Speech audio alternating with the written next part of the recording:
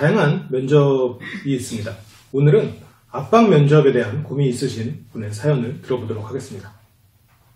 생각하는 즐거움 지지채널 LBC 소장 임철웅입니다. 안녕하십니까? 생각하는 즐거움 지지채널 소장 임철웅입니다. 오늘 상담을 하러 오랜만에 와주셨어요. 네. 예전에 올리신 상담에 대한 댓글들이 상당히 호평이 많더라고요. 굉장히 분석적이고 논리적인 분이다 라는 말씀이 주셨는데 그때 자기소개를 하셨었나요? 네, 그때 마지막에 한 말이 예. 여기 다시 왔었을 때는 취준생이 아닌 직업을 가진 사람이었으면 좋겠다라고 얘기를 했는데 그렇지만 여전히 취준생인 최재현이라고 합니다. 네. 그럼에도 불구하고 좀 새로워진 것은 네. 오늘 상담 소재예요. 면접. 이제 더 한 발짝 다가가신 거죠. 자, 그럼 오늘 한번 들어볼까요? 어떤 것이 궁금하신지. 아, 네. 그러니까 제가 궁금한 부분은 제가 면접을 봤는데 면접에도 그러니까 면접관이 굉장히 유하게 말하는 경우도 있지만은 굉장히 상대방을 압박을 하는 경우가 있더라고요. 이를테면 저는 그러니까 자소서를 쓴 다음에 면접을 보러 갔었는데 면접관이 쓱 읽더니 이거 팩트에 근거한 거 맞냐라고 막 이런 식으로 하기도 하고 아니면 말을 잘라가지고 그거 말고 다시 혹은 뭐 다른 얘기 해봐 아니면 뭐 그걸 한 문장으로 줄여봐 뭐 등등 하면서 어떻게든 최대한 상대방을 좀 당황시키려는 부분들이 많더라고요. 물론 그 과정에서 뭐 인격적인 모독이나 이런 건 아니었지만은 좀 트집이라고 볼 수는 있지만 또 억지라고 할 만한 질문들은 아니었고 그 과정에서 제가 나름 잘 대답하려고는 했지만은 대답을 잘 못해서인지 좀 떨어졌어요. 그러면서 같은 실수를 반복하지 않으려고 이렇게 질문을 올리게 되었습니다. 그렇군요. 보통 면접을 보실 때 압박을 당한다고 생각하시나요? 그런 느낌이 많이 자주 받아요? 그게 아무래도 면접관이래. 면접을 하는 사람 입장에서는 어떻게든 이 회사에 들어가려고 해서인지 압박을 하지 않고 이 사람이 굉장히 유하게 해줘도 그냥 면접자 입장에서는 긴장을 하게 되고 막 초조한데 그 와중에서도 굉장히, 제가 생각하지 못했던 질문들이 나오면은 좀 당황하게 되고, 여기서 이제 약간 꼬리 질문이 나오다 보면은, 거기서 이제 말려들다 보면은 이게 제대로 대답을 하지 못하고, 그러면서 이렇게 그 회사와 멀어지는 경우가 생기게 되더라고요. 제가 요즘에 저도 면접을 많이 봤어요. 그러니까 저는 이제 회사를 들어가려는 입장 아니고, 제가 뽑으려는 입장에서 많이 봤었는데, 요즘에 이제 제 회사가 아니고, 다른 사람의 회사에서 임원으로서 직원을 뽑아보다 보니까, 또 새로운 게 보이더라고요. 예전에 그냥 내가 사장일 때는 그냥 마음에 들고면 뽑는 거예요. 나랑 맞을 것 같으면. 근데 이제 임원 역할로 해서 여러 팀들의 팀장들하고 같이 이제 면접을 보다 보니까 두 가지가 보여요. 하나는 내가 면접에서 오케이해서 올렸는데도 떨어진 경우가 딱 한 번 있었고, 그때도 좀 느낀 게 있었고, 그 전에 팀장들 선에서 내가 이제 저는 이제 팀장들이 일단 오케이 하면 그때 이제 제가 이제 그 부분에 대해서 다시 언급을 하거든요. 근데 이제 팀장들 선에서 나는 분명히 괜찮게 봤는데 팀장들이 너무 안 좋게 보는 경우가 많아요. 이제 그런 경우에는 나는 그냥 조용히 있죠. 내가 굳이 거기서 말하지 않고. 근데 과연 그게 어떤 케이스였느냐? 이거를 좀 볼 필요는 있을 것 같아요. 그 부분에 대한 조언을 먼저 드리려고요. 네네. 그래서 지금 팀장들로 보면 제가 그걸 느꼈어요. 회사에서 원하는 인재상이 한 종류가 아니다. 내가 면접을 어떻게 봤다 해서 무조건 그게 잘못됐다 잘됐다는 아니더라고요. 네. 그게 어떤 경우에서 느꼈냐면 제가 이제 크게 두 파트의 팀이 있는데 한쪽 파트는 사업이에요. 사업팀들이고 한쪽은 이제 컨텐츠를 생산하는 응용센터 같은 센터들이에요. 그래서 제가 이쪽 센터와 이쪽 부서를 장관을 하고 있었는데 한 친구가 굉장히 활달해요. 활달하고 막 말하면 되게 당당하게 다 잘할 수 있습니다. 이런 친구가 있었어요. 사업부 사람들은 좋대. 이쪽 콘텐츠 팀은 무조건 안 된대. 원하는 인재상이 다른 거야. 네. 그래서 내가 사람들이 이제 면접 가면 어떻게 해라 마치 공식이 있는 것처럼 하지만 네. 실은 그 조직에서 면접을 보는 사람들이 AI가 인공지능이 아니에요. 네. 그 조직의 색깔을 보는 거거든요. 그러다 보니까 내가 연습을 하고 그렇게 해서 가면 좋지만 더 좋은 건 그 조직에서 뭘 원할지를 알아야 돼.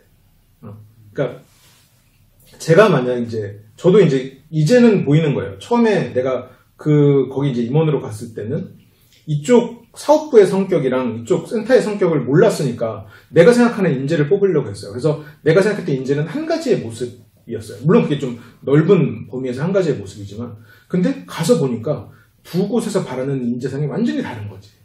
이쪽에서는 조용하고 묵묵하고 좀 표현력이 없어도 사람들의 말을 바로 이해하는 네. 그런 사람을 원했고, 이쪽에서는 좀 이해력이나 그런 것도 물론 좋으면 좋겠지만 그것보다도 적극성 그리고 인화력, 왜냐하면 사업을 하려면 이런 또 응대도 해야 되고 그러니까 완전히 다른 걸 요구하더라. 네. 딱 그림이 그려지는, 완전히 다른 사람을 요구한다는 걸.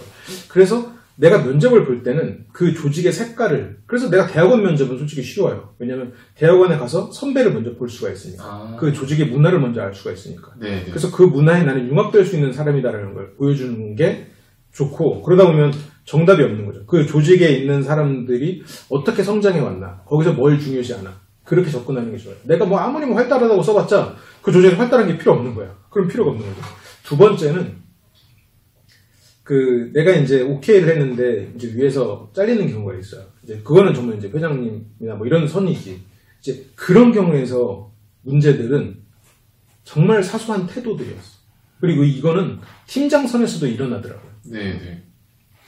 이제 예를 들어 어떤 거냐면, 내가 이제 그 면접을 보러 가서 의자에 등받이에 안 기대고 약간 앞으로 엉덩이를 빼고 앉은 거예요, 예를 들어서. 예. 이게 탈락 요인이 되기도 하더라고.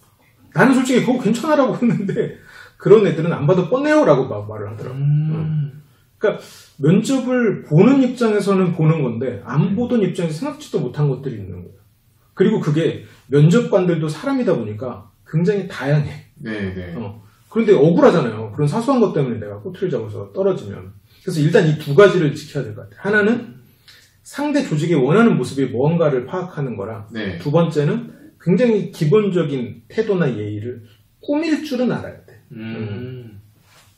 예를 들어서 그날 구두를 오랜만에 신고 하니까 발이 너무 아파. 네. 그러니까 구두를 살짝 벗은 거야. 그래서 딸깍 소리가 났어. 그걸로 떨어질 수도 있는 거야. 그렇더라고. 참 억울한 일이지. 내가 몇 년간 이 회사에서 연구하고 했음에도 불구하고 그런 사소한 걸로 내가 평가받는다는 걸. 그래서 이 두 가지가 일단 기본으로 가야 돼요. 그러면 아무래도 꼬투리 잡힐 일이 적을 거예요. 그럼에도 불구하고 이제 뭔가 나한테 압박에 들어오는 질문이 왔을 때 일단 마음가짐은 그렇게 가야 돼요. 이 사람은 나랑 게임을 하고 있는 사람인 거지. 네.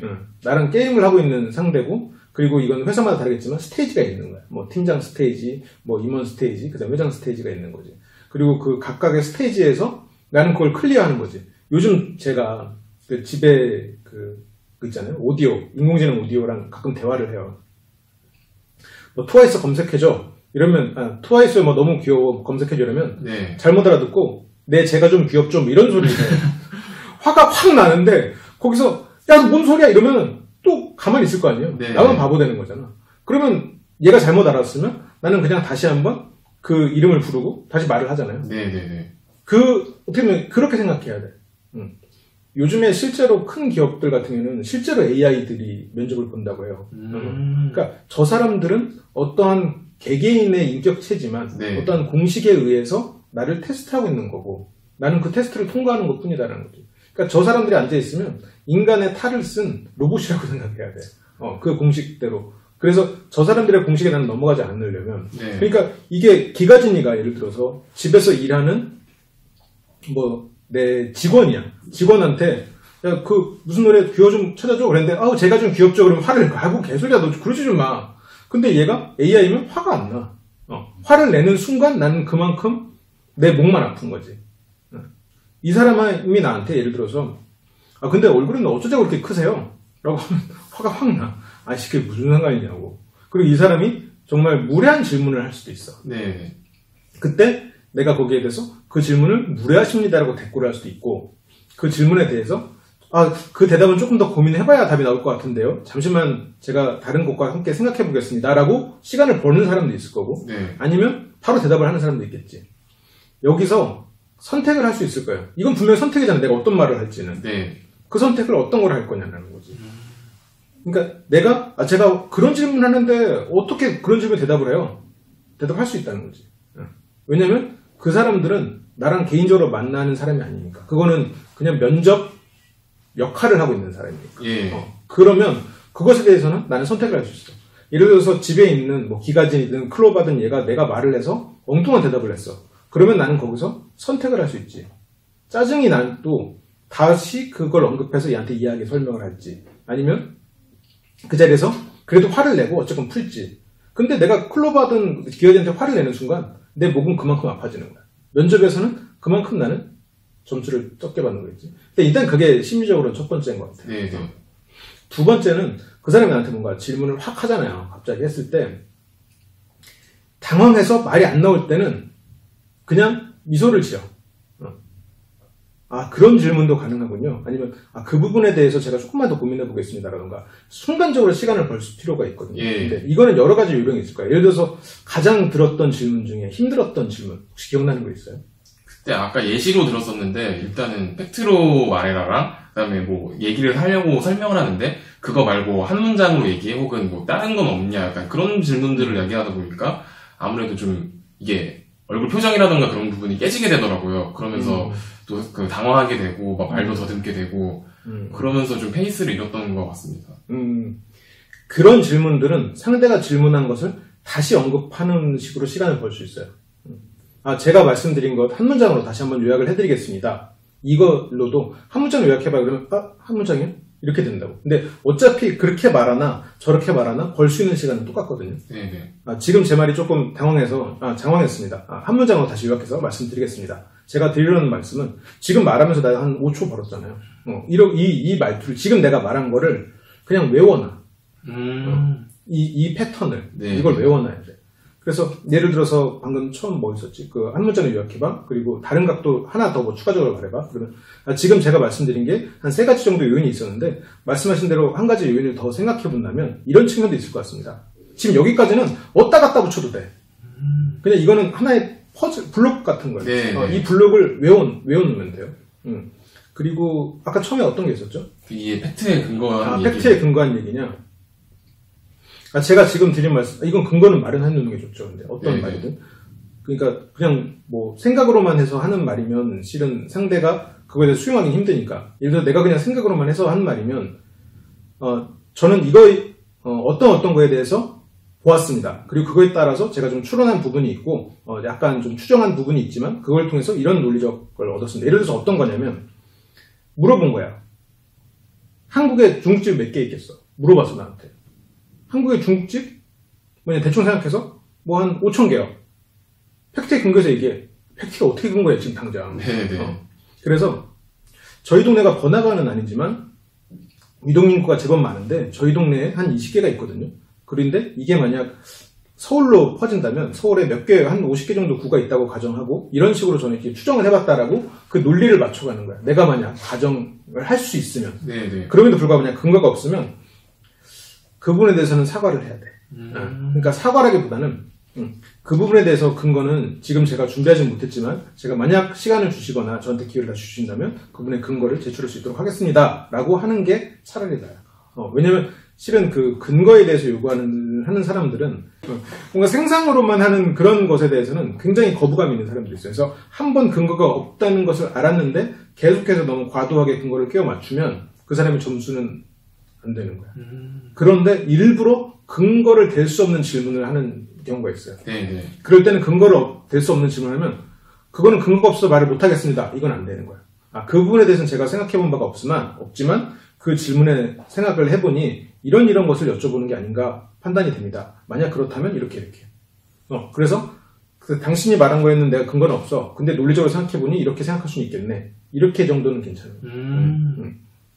그거랑 약간 비슷한 맥락인데 뭐 이를테면 대한민국의 짜장면 집 몇 개냐라는 식으로 요새 뭐 창의성 면접이라고 있어요. 보면서 굉장히 그러니까 일상적이지 않은 질문인데 물론 정답도 없지만은 그러니까 이 사람의 사고방식을 알려고 내는지만은 그 와중에는 당연히 순간적으로 하거나 아니면 준비 시간을 주더라도 뭐 한 대략 10분, 20분 하다 보니까 논리적인 허점이 생길 수밖에 없거든요. 그런 식으로 되게 집요하게 공격을 하게 되는데 그때 일단은 그런 논리력을 만드는 부분도 있잖아요. 아까처럼 뭐 서울시는 몇 개고 이렇게 그런 논리를 만드는 노하우 같은 건 혹시 어떤 게 있을까요? 논리를 만들 때는 욕심을 버려야 돼. 그게 무슨 말이냐면 내가 굉장히 다양한 소재와 다양한 키워드들이 막 머릿속에 떠올라서 그걸 산발적으로 나열하면 무조건 논리가 깨지거든요. 네네. 그러니까 예를 들어서 우리가 복잡하다 논리적이다. 이거를 물론 이게 완전히 상치하는 건 아니지만 공이 4개가 그냥 떠 있어. 어떤 거는 공이 7개가 있는데 공이 7개가 화살표가 그어져 있어. 그러면 공 4개가 더 복잡한 상황인 거야. 이거에 만약 인과관계를 각각 공들의 7개가 인과관계가 있으면 이건 복잡한 상황이 아니야. 이건 어떻게 보면 이것보다 훨씬 더 논리적이고 단순한 상황인 거지. 네. 얘가 논리적이 되려면 문제를 단순화시켜야 돼. 그래서 이게 내가 머릿속에 막 떠올라도 한 줄기가 돼야 되는 거지. 네. 요즘 고민이 뭐야? 요즘 살도 찌고 그리고 좀 늙기도 한 것 같고 무기력하고 이거는 복잡한 거야. 네. 제가 요즘 살이 쪄서 체지방률이 높아지다 보니 그것이 이렇게 되면서 한 줄로 가야 돼. 논리라는 건 기본적으로 한 줄. 이래서 이렇게 되는 거지. 최대한 단순화시키고. 이게 단순화돼서 하나의 플로우 안에서 네. 여러 가지 이야기가 나오고 깊이 있게 들어가는 건 괜찮은데 네. 여기에서 이게 산발적으로 퍼져버리면 예. 이게 말하는 거나 이런 게 익숙한 사람이거나 이러면 괜찮아요. 괜찮을 수도 있어요. 이렇게 해서 마지막에 하나로 모을 수 있는 능력이 있으면 좋은데 네네. 이게 생각보다 어렵고 듣는 사람들이 이 논리를 따라가지 못하는 경우가 많아요. 그래서 이게 한 줄기로 가야 돼. 내가 논리력을 보여주려면 네. 그래서 왜 이럴까? 그래서 이래서 이렇고 이 문제는 이래서 생겼고 이렇게 네네. 쭉 뭔가 그 하나에 그래서 내가 그 키워드들을 쭉 보고 한 줄로 문장으로 읽을 수 있어야 돼. 근데 이게 딱 한 줄로 해서 문장으로 요약이 안 되면 이건 네. 논리력에서 힘들어지는 거지. 그래서 그 한 줄로 요약해봐라고 물어본 사람도 네. 논리적으로 말해봐랑 비슷한 문제예요. 그런 의미군요. 한 문장으로 말할 수 없고 내가 그걸 한 문장으로 했을 때 그게 다른 얘기가 돼버리면 논리적이지 않았던 거지. 네. 근데 거기서 몇 개를 빼더라도 한 문장으로 해서 같은 얘기를 할 수 있으면 그 논리가 어느 정도 서 있다고 볼 수도 있어요. 그래서 내가 그려보고 이게 쭉 써보고 이게 내가 한 문장으로 설명할 수 있나? 그리고 이게 한 줄기인가? 이 두 가지를 체크해보면 조금 논리성을 체크해보는 네. 가늠자가 되긴 하죠. 그게 한 문장 한 줄기로 하다 보면은 뭐 전제에서 공격을 받더라도 좀 이게 방어하기가 쉬운 편이. 방어하기가 쉬운데, 예. 근데 그러다 보면 처음에 생겼던 전제 자체가 공격당해버리면 네. 다 무너지는 경우가 있긴 있어요. 예. 그래서 하나하나 좀 근거를 마련을 해야지. 여기서 이 단계로 넘어갈 때 왜? 이 단계로 넘어갈 때 왜? 우리가 이제 나중에 보고서를 쓰거나 제안서를 쓸 때도 똑같은 플로우를 따져야 돼. 네. 그러니까 어디서나 실패하지 않는 수준의 제안서를 쓴다 혹은 보고서를 쓴다 했을 때 가장 기본적인 건 뭐 고객이든 시장의 니즈 뭐 어떤 걸 얘네들이 요구를 하는가. 그러면 그 요구사항들이 뭐 5개가 있을 거 아니에요.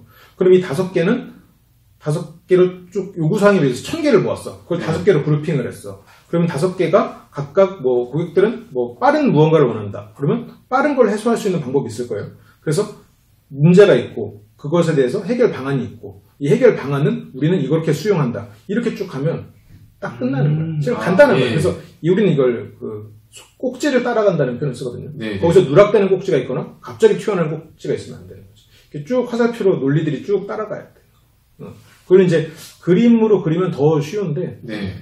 그게 이제 중요해요. 뭐든 그래. 뭐 면접을 볼 때도 마찬가지고 뭐 보고서를 쓸 때도 마찬가지고 제안서를 쓸 때도 마찬가지고 논리력 싸움입니다.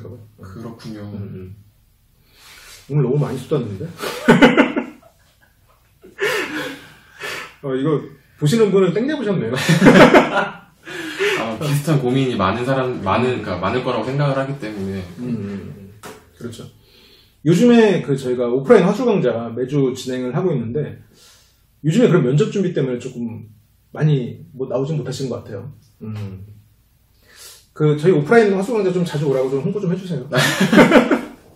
아무래도 면접을 하다 보면은 새로운 사람과 낯선 상황에 처하게 되잖아요.